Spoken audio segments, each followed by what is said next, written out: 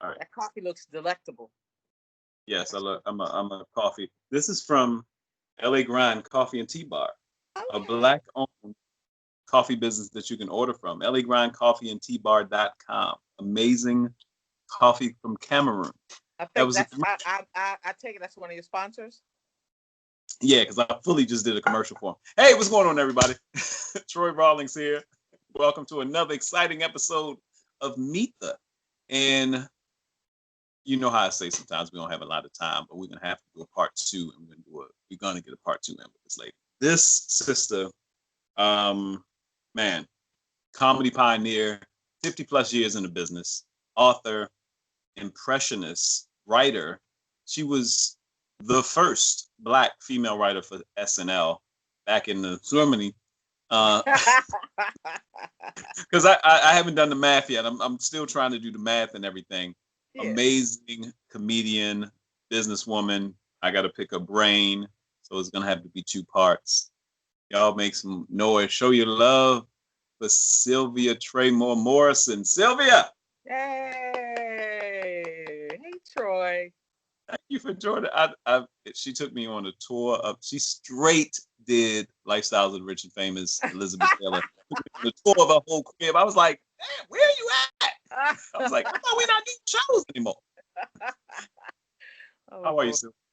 I'm good. I'm really good. I'm shocked that I'm good in these times, but yeah, it's I been think for those that don't know, we don't usually date our events, but we happen to be in a historic time this past 2020 alone. But we're in the absolutely summer of 2020. So later on, when you see this down the road, you can be like, what are they talking about? Quarantine, COVID-19, uprising. We're at the right. time the world changed in 2020. Our Absolute, grandkids can watch it later on. God. You Yeah. now talk. I'm gonna jump around a little bit, but where are you Okay. originally from, Sylvia? I'm originally from DC, Washington, DC.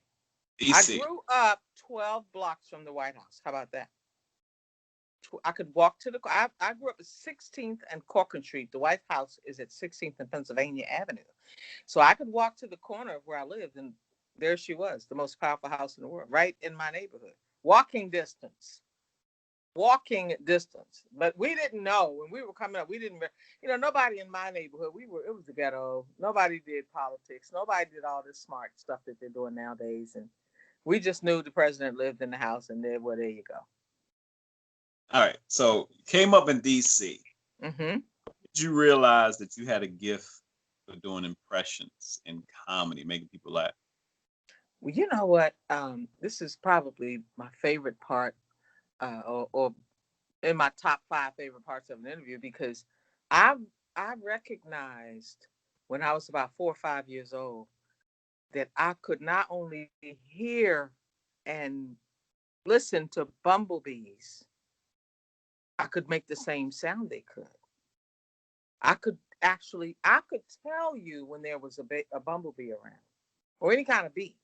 The same, I could hear the flapping of a butterfly's wings. It went from being amazed to seeing this little girl get backtimed by a grandma. You don't stop making all that. No. you going, going, going there, a black woman. Oh Lord, girl, if you don't go. Well, you know what? I could hear the crickets at night. I would go in the house and make sounds of the crickets, and my parents thought there were crickets in the house. They actually thought there were crickets in the house, and so Do you, do those, I realized. I'm sorry. do you do a lot of voiceover work now? Do you do that kind of stuff? No, no. I probably should. What's been happening here lately, Troy? And I didn't even. This is just this year. People call me up and want to pay me to call a friend of theirs to sing "Happy Birthday" in one of my celebrity voices. They go, "Can you call and act like Whoopi Goldberg? And how much are you going to charge me?" I send them a little list of what I've even now compiled a list of what it costs for me to do this, because everybody's home, everybody's in the house. People want to do something different, so they'll say, call and be Diana Ross, or call and be Tina Turner, or call and be Wendy Williams, or call, just I have a list of people, and so that's How would Diana Ross? Because we might be able to prank Tracy Ellis Ross. How would Diana Ross on the phone calling for somebody's birthday sound? Just to give people a little so tip. How would Diana? what? Okay, I'll do this. I'll do this. I'll let a talk show host introduce Diana Ross singing Happy Birthday to someone. Okay? Okay. Is that good? Okay. So, yes. All right. Am I the talk show host? Is here to introduce Diana Ross. Okay. Listen. Let me just say this, because I never ever got a chance to introduce somebody on Diana Ross's level. So I'm going to introduce this queen, this mighty woman who sings like she has silk in her throat. So, ladies and gentlemen, here on The View, please welcome Miss Diana Ross. Thank you so very, very, very, very much. I just want to sing that.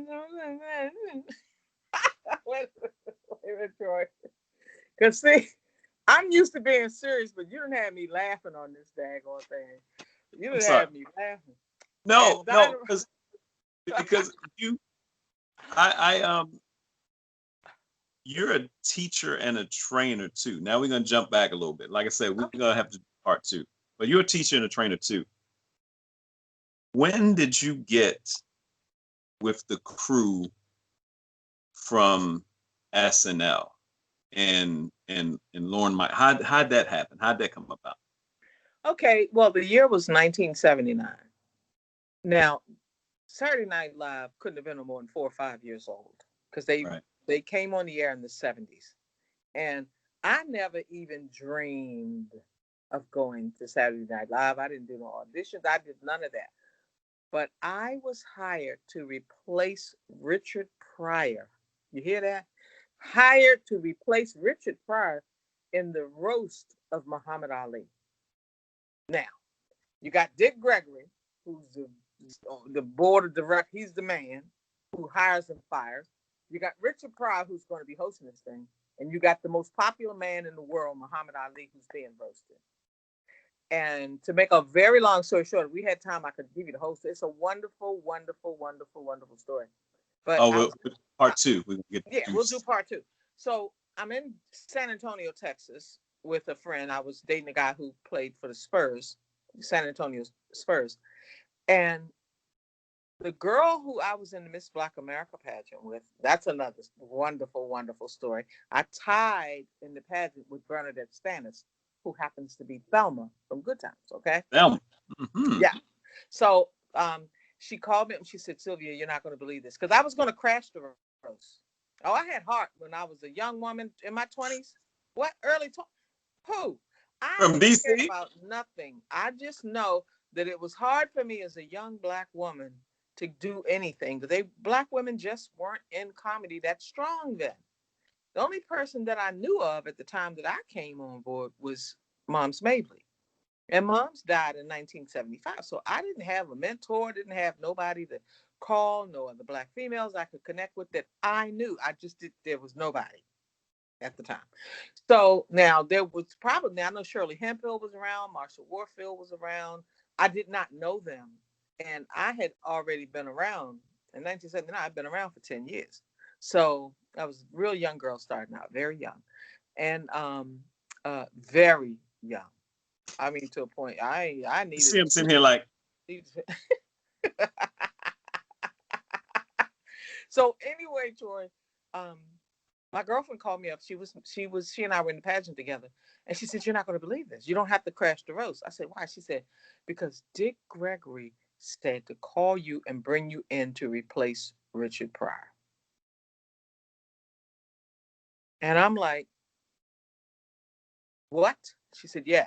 So hop on a plane and get to New York City." Because I was actually living in New York City. And like and this is 79 or this is 79? 1979. So he might have been doing either stir crazy, or he was just doing something. You know what? To be honest, right off the top of my head, I just don't know. But all I know is that he called and canceled, and they needed a replacement. They could not find anybody that day to replace Richard Pryor. So Mr. Gregory brought me on board, and here I was. I'm the only female ever to host a major roast. There have been females on the roast as roasters, but not hosting the roast. So I'm holding that little baby record right now. So I'm a little pleased with that. So anyway, Troy, they had me with, all these ball players, Dick Cavett and LaWanda Page, and just fight people. The place was packed. It was busting at the seams with folks standing up, sitting down on the floor. The fire marshal would have shut it down had he come in, because that's how many people wanted to be at the roast, and NBC was recording. Whew. So after the roast, Garrett Morris, who was the only black guy on Saturday Night Live, came over to me and he said, "Oh," because I did some impressions. I even did Muhammad Ali. So he said, "Oh my God, you have to meet my boss." He said, "Lorne Michaels is going to love you." I said, "Okay." And true to his word, they sent a limousine to pick me up in New York City and took me over to NBC, and I met Lorne Michaels. And he hired me on the spot as an associate writer. Now, 1979. 1979, there was John Belushi, Dan Aykroyd, Gilda Radner, that crew. Garrett Morris, of course, and Jane Curtin, and and that was there. Was that their last? No, that was that the first? Last? That was the first SNL group. The first. The Not Ready from Prime. Original. That was the crew. Original crew, yeah. And so, I met him. I didn't even know I was going to get a job, but they gave me a job as an associate writer / production assistant. And like Monique said, you don't have to pay those people with those titles, nor do you have to give them any recognition. Okay. Now here you got a black girl. Now later on in years when Sashir came on, I wrote a what do you call them, things that you write and you put them out there. I wrote this long dissertation about how I was hired, why I was hired, what happened when I got hired, and the whole bit about why am I the only one to go to Saturday Night Live and have to do like little peon work. And Mr. Michael, he was honest. He told me, he said, you won't go on the show right away. You'll work your way up to the show. Because he told me that every time they do a skit that calls for a black woman, it just falls. So he wanted me to help create stuff that would help the black female the little funny things that they were doing. He wanted me to help with that. But my first job ended up being assisting Linda Ronstadt. Now I don't know how that meshes in with. Get Linda some water for her throat. She's gonna be singing. Okay. Later. Is she doing a skit? No, Linda don't do skits. She's gonna sing. Linda Ronstadt. Yeah, I know she sings. So my first night, I did absolutely nothing. But I was at Saturday Night Live, and I was fascinated being backstage, seeing the door for John Belushi. There's Jane Curtin's office. There's Gilda Radner. There's Dan. You're probably more talented than half the people you're working for. I mean, no offense. But, well, let me say this. This is something, and I know we're going to do a part 2, don't worry. Like, right behind this, you're going to see this. But I'm so glad you got this within the first, because this can be on IGTV, and I want people to really hear this, the juiciness, but go into some deeper things. I said this to somebody recently. I said, you've never heard the term strong white woman. Wow. And I say that because when Lorne Michaels, who's a comedy production idol in something, he's be able to carry something that long and sit back and not watch it or not watch it, and I don't know, all that stuff. He just watch. You're funny. Let's hire you. And go through all that and be able to be honest with you and say, every time we do a sketch that involves a black woman, it falls flat. It was because the media portrayal of black woman in the 70s, y'all got to hear this. Troy. Black exploitation. If she was fine, she had to kill a dude she slept with.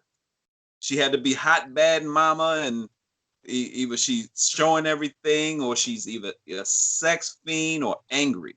Sex or angry. That's right. That's right. Like I said, or if she was funny, she had to dress like an old lady. That, oh my God. Part 2, we're gonna talk about that. Yeah. Because Troy, I've always been I dress when I go on stage. Even to this day. She took me on Elizabeth Taylor tour of 2 rooms. And I was like, where are you? This is just the dining room. Let me take you over here to. It was like too funny. No, but see, because when I first actually started doing the big show, I told Monique my first 10 years I didn't get paid.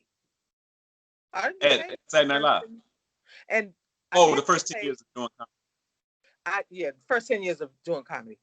I did get paid when I was sent to Europe to entertain the American troops. The United States government paid me for 5 weeks, which was like $100 a week. Wow. For a show every night, maybe 2 every night. I got $100. But my first payment that I ever got as a comedian, other than that, my first show I opened for Elaine Boozler. And when I opened for Elaine, the club paid me, you ready? A Coca-Cola.